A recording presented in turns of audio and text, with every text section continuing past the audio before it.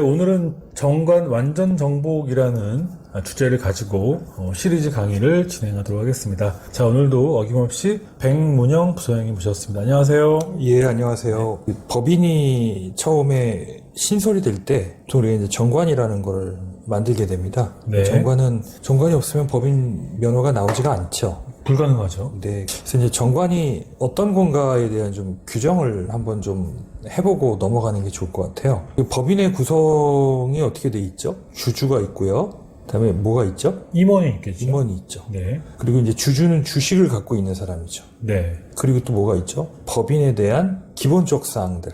네. 상호가 어떻고 본점 소유지가 어떻고 이렇게 구성이 되어 있을 겁니다. 그리고 이익을 어떻게 나눠줄 건지에 대한 계산 방식. 근데 사실은 이제 이게 정관이라는 개념을 우리가 머릿속에 지워버리자고요. 그러면 이제 법인의 구성을 이렇게 5가지로 나눌 수가 있겠죠. 우리 이름을 어떻게 정할 거냐, 어디에 정할 거냐, 그 다음에 주식을 발행할 때 어떤 조건으로 발행할 거냐, 주식을 가진 사람이 이제 주주가 되는 거죠. 그럼 주주들 간의 어떤 의사결정체를 뭐라고 그러죠? 주주총회. 그렇죠. 주주총회는 우리가 어떻게 운영할 거냐, 임원들의 의사결정 회의체를 뭐라고 그러죠? 이사회. 그렇죠. 이사회를 어떻게 운영할 거냐. 그러면 주주총회와 이사회 제대로 짬짬이를 하고 있는지 감시할 수 있는 기구가 뭐예요? 감사가 있죠. 네. 사실은 이제 이런 내용들을 정관이라고 하는 그런 법적 테두리를 너무 의식하지 말고 생각하면 지극히 상식적으로 이런 규율을 해야 돼요.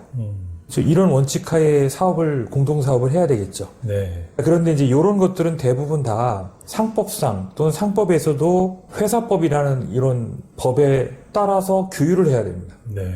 근데 우리끼리 이제 약정을 했다고 해서 이 상법이나 회사법과 어긋나게 되면 그거는 규정으로서의 의미가 없는 거죠. 그렇죠. 법인이라는 게 법인격을 가지고 있는 그렇죠. 조직이니까요. 예를 들어 상법이나 회사법에서 우리가 어떤 강행법규라는 게 있어요. 무조건 해라 이거는. 지키지 않으면 위법이다. 근데 강행법규보다 다른 내용을 정관에 규율하면 어떻게 되겠어요? 그 정관은 무효가 되겠죠. 그렇죠. 네. 다만 이제 이 강행법규라는 건 어떤 의미에서 보면 최소한이라고 볼 수 있어요. 이거보다 좀 더 강화하는 내용들은 가능하겠지만 법에서 정한 규율보다 더 완화하는 내용은 정관에서 있을 수가 없다. 다만 그럼에도 불구하고 이런 규정과 좀 다른 내용을 규율하고 싶다. 그럼 어떻게 해야 될까요? 정관이 아니라 그거는 주주간 계약서라든가 하는 필요하겠죠.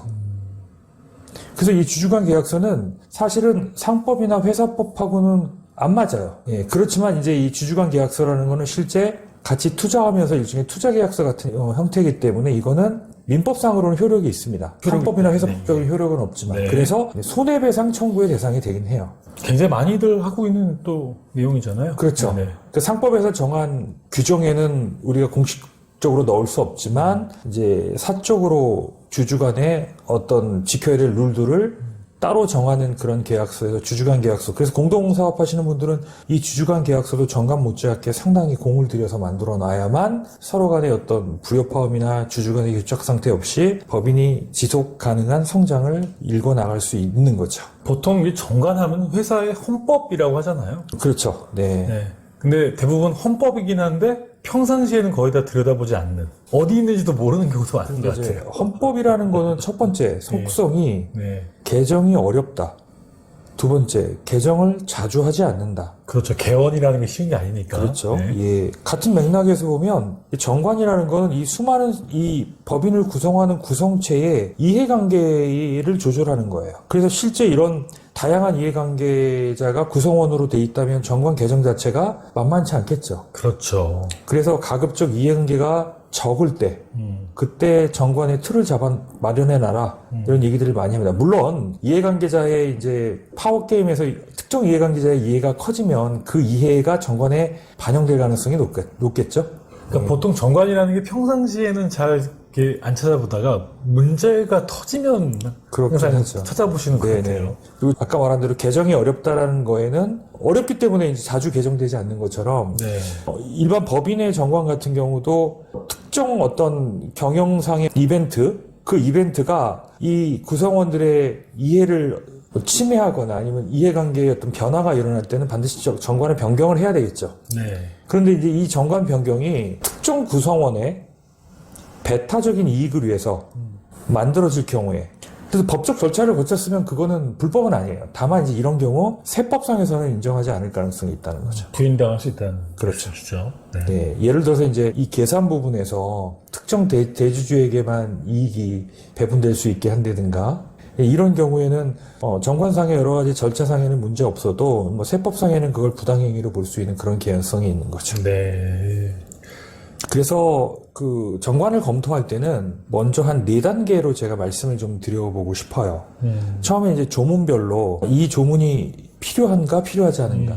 뭐 대부분 이제 어떤 그 규정을 구성하는 그 기본적인 조문들이 있긴 합니다. 네. 그런데 이제 이 정관의 조문별 검토라는 거는 상법상의 규정이 있고요. 네. 그리고 이 규정 중에서 우리 회사에 필요한 것들. 네네. 회사의 현황을 파악해서 서칭하는 거고요. 그래서 우리 회사에 맞게 매칭하는 거죠. 근데 보통 일반적으로 법인 설립해서 법무사에서 만들어줄 때는 보통 표준정관이라고 하는데 그런 거에 대한 검토는 거의 없지 않아요? 그렇긴 하죠. 그걸 이제 원시정관이라고 하는데요. 네, 원시정관이요. 예. 자, 이거는 이제 최초의 법인의 구성원이 법인의 구성 요건이 변화가 없다면 이 원시정관이 계속 가도 상관없겠죠. 근데 이제 법인이라는 게 이제 성장을 하면서 앞부분에 말씀드린 구성원들이 바뀌고 바뀌면서 또 구성원들의 이해관계가 바뀌니까 끊임없이 정관은 변경되고 업데이트되는 거겠죠. 네. 두 번째는 이제 확정을 하는 거죠. 아까 제가 말씀드린 것처럼 이제 상법상의 여러 규정들을 우리 회사에 맞게 매칭을 시킨 후에 확정을 짓는 겁니다. 조문에 대한 확정. 그렇죠. 네. 네. 그 다음에 이제 확정을 짓게 되면 이 정관을 승인해야 되는 절차가 있죠. 그렇죠. 정관 변경은 많은 사람들의 이해관계가 영향을 미칠 수 있는 거기 때문에 반드시 주주총회에 승인이 특별결의를 거쳐라. 특별결의. 예, 제일 센 결의죠.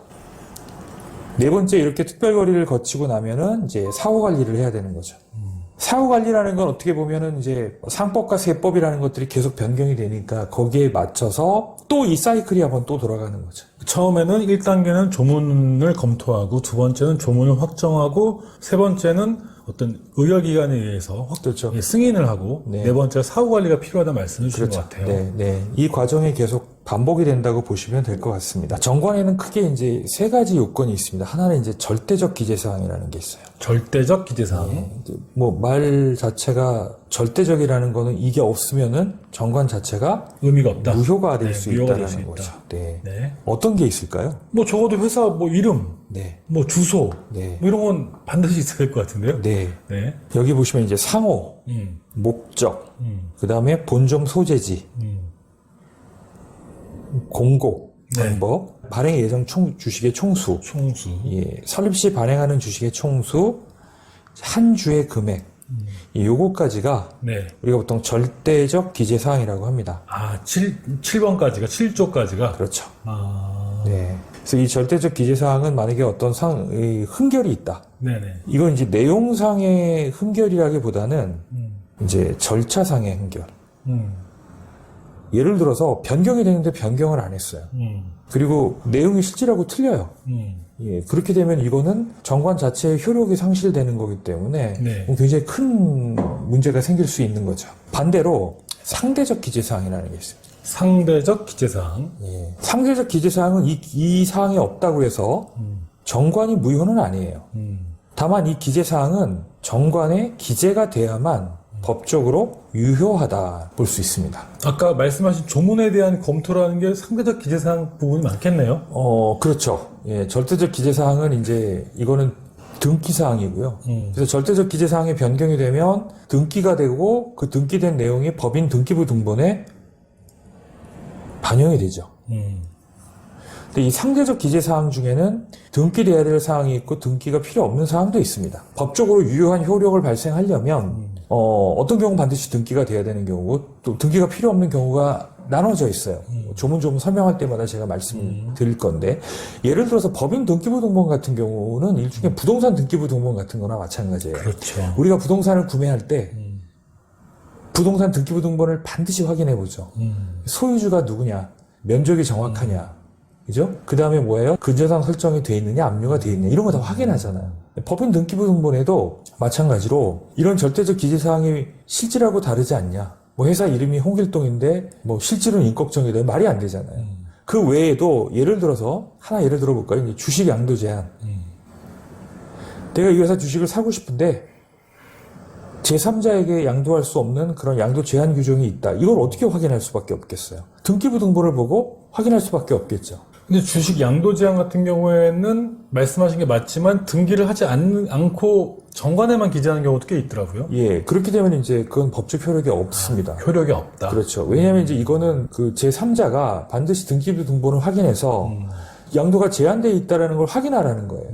양도가 제한되어 있다라는 거는 회사가 인정하지 않겠다는 거거든요. 예. 그러니까 뭐 자기가 제3자로서의 주주권 행사를 하기 위해서는 회사에 그 요청을 해야 되는 거예요. 회사가 거부를 하게 되면 주주 등록이 안 되는 거예요. 네. 예. 이제 그렇게 이제 등기가 돼야 되는 상황, 되지 않아도 되는 상황으로 나눠져 있다. 마지막으로 이제 임의적 기재사항이라는 게 있습니다. 임의적 기재사항. 예. 임의적 기재사항은 뭐 없다고 해서 법인의 정관에 법적으로 유효하냐 무효하냐 이게 사유가 되지 않고요. 그 다음에 이걸 기재하지 않았다고 해서 법적으로 무효하다 이것도 아니에요. 다만 이제 임의적 기재사항은 선언적 의미가 많습니다. 선언적 의미가 있다. 예. 그러니까 그 내용을 좀 더 확실하게 하고자 하는 대표적으로 따지면 자기주식 취득이에요. 자기주식 취득 규정이 정관에 없다고 해서 못하는 게 아니에요. 이미 자기주식 취득 규정은 거의 강행법규라서 상법에 다 나와 있습니다. 단지 이제 우리는 그 행위를 할 거다라는 부분들.